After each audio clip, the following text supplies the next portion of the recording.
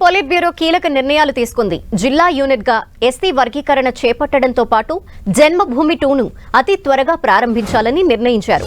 అలాగే రాష్ట్రంలో పేదరిక నిర్మూలనపై విస్తృతంగా చర్చించారు. దీంతో పాటు అతి త్వరలోనే మొదటి దశ నామినేటెడ్ పదవుల భర్తీ చేయాలని చంద్రబాబు నిర్ణయించారు. సీఎం చంద్రబాబు నాయుడు అధ్యక్షతన గుంటూరు జిల్లాలోని పార్టీ హెడ్ ఆఫీస్లో టీడీపీ పోలిట్ బ్యూరో సమావేశం జరిగింది. దాదాపు 3 గంటల పాటు ఈ భేటీ జరిగింది.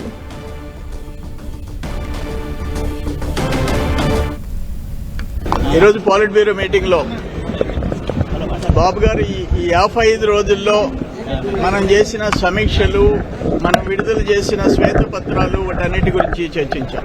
అన్నిటికంటే ప్రధానంగా ఈ రాష్ట్రంలో పేదరిక నిర్మూలన జరగాల, అదే పెద్ద డిస్కషన్. P4 ఇంప్లిమెంట్ కావాలా, ఎక్కడెక్కడ పేదవాళ్ళు ఉండారో వాళ్ళని ఆర్థిక పరిస్థితుల్లో మెరుగుపరచాలా. ఒకటి కూడా ఆలోచిస్తున్నానని చెప్పారు. జన్మభూమి 2 ఫేజ్ 2, అంతకుముందు జన్మభూమి చేశాము. ఈరోజు జన్మభూమి 2 ఇంప్లిమెంట్ చేసేదానికి ఎవరైనా సరే ఇండస్ట్రీస్, ఎన్ఆర్ఐస్, రిచ్ పీపుల్, వాళ్ళ గతంలో మాదిరిగా 20-30% ముందుకు వచ్చిన వాళ్ళు చాలా మంది ఉన్నారు. జన్మభూమిలో చాలా మంచి అచీవ్మెంట్ జరిగింది.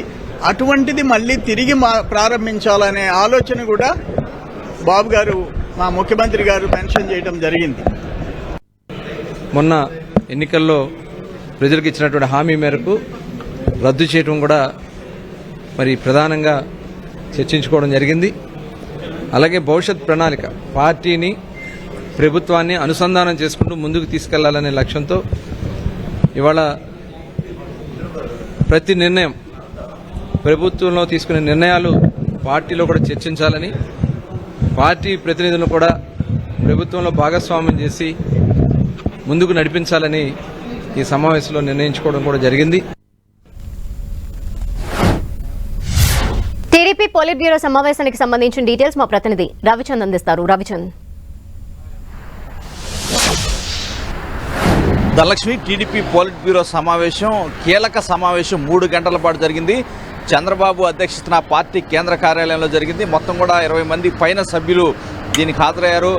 ఏదైతే ఎన్నికలలో ఘన విజయం తర్వాత మొదటిసారిగా టీడీపీ పోలిట్ బ్యూరో సమావేశం ఇక్కడ జరిగింది. ముఖ్యంగా జన్మభూమి ఏదైతే 1995లో టీడీపీకి, చంద్రబాబుకి ఒక మంచి పేరు తీసుకొచ్చింది. జన్మభూమి ద్వారా అనేక గ్రామాలు బాగుపడ్డాయనే ఒక పేరు అయితే ఉంది. టీడీపీకి మంచి పేరు కూడా వచ్చింది.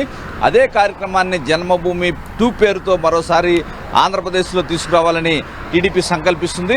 వీలైనంత త్వరలోనే ఆ కార్యక్రమాన్ని లాంచ్ చేయబోతుంది. ఏదైతే పారిశ్రామికవేత్తలు కావచ్చు, ఎన్ఆర్ఐలు కావచ్చు, వారందరినీ కూడా భాగస్వాములు చేయాలని కూడా పోలిట్ బ్యూరోలో నిర్ణయం తీసుకున్నారు. అదేవిధంగా పార్టీ సభ్యత్వ కార్యక్రమాన్ని కూడా చేయాలని నిర్ణయించారు. 100 రూపాయల సభ్యత్వంతో కనుక పార్టీ సభ్యత్వం తీసుకుంటే 5 లక్షల ప్రమాద బీమా కల్పించాలని కూడా నిర్ణయం తీసుకున్నారు. వీలైనంత తొందరలోనే అది కూడా జరగబోతుంది. ఆగస్టు 15న అన్నా క్యాంటీన్లు రాష్ట్ర వ్యాప్తంగా తీసుకురాబోతున్నారు. మున్సిపల్ ఏదైతే అన్ని మున్సిపాలిటీల్లో ఈ కార్యక్రమాన్ని చేపట్టాలని కూడా నిర్ణయించుకున్నారు. అదేవిధంగా విజన్ డాక్యుమెంట్ అక్టోబర్ 2వ తారీఖు నుంచి విజన్ డాక్యుమెంట్ 2047కి ఆంధ్రప్రదేశ్ అభివృద్ధిపై ఏ విధంగా ఉండాలనే సంబంధించి విజన్ డాక్యుమెంట్ని కూడా ఇక్కడ రూపొందిస్తున్నారు. అదేవిధంగా చంద్రబాబు కూడా అనేక అంశాలను పోలిట్ బ్యూరో సభ్యుల దృష్టికి తీసుకొచ్చారు. నామినేటెడ్ పదవుల విషయంలో పార్టీలకు అతీతంగా కూటమి తరపున పనిచేసిన ప్రతి కార్యకర్తకి న్యాయం చేస్తామని కూడా చంద్రబాబు చెప్పడం జరిగింది.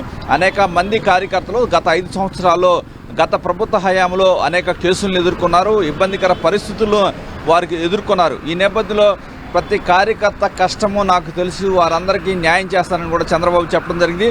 మరోవైపు ఏదైతే జనసేన కావచ్చు, బీజేపీ ఇంత పర్సంటేజ్ పదవులనే ఒక ప్రచారం కరెక్ట్ కాదని కూడా కొంతమంది పోలిట్ బ్యూరో సభ్యులు అభిప్రాయపడ్డారు. కూటమి తరపున కష్టపడిన ప్రతి కార్యకర్తకి న్యాయం చేస్తామనే మెసేజ్ అయితే ఈ పోలిట్ బ్యూరో ఇచ్చిందని చెప్పుకోవచ్చు. అదేవిధంగా రాష్ట్ర వ్యాప్తంగా నామినేటెడ్ పదవుల విషయంలో ఎవరు రికమెండేషన్ అవసరం లేదు. ఎవరైతే కష్టపడ్డారో వారి డేటా అంతా పార్టీ దగ్గర ఉంది. అందరికి కూడా న్యాయం జరుగుతుంది. వీలైనంత తొందరలోనే నామినేటెడ్ పదవులు అయితే ఇస్తాం. దశల వారీగా నామినేటెడ్ పదవులకి శ్రీకారం చుట్టాలని కూడా పోలిట్ బ్యూరో నిర్ణయం తీసుకుంది. ధనలక్ష్మి. Thank you Ravichand.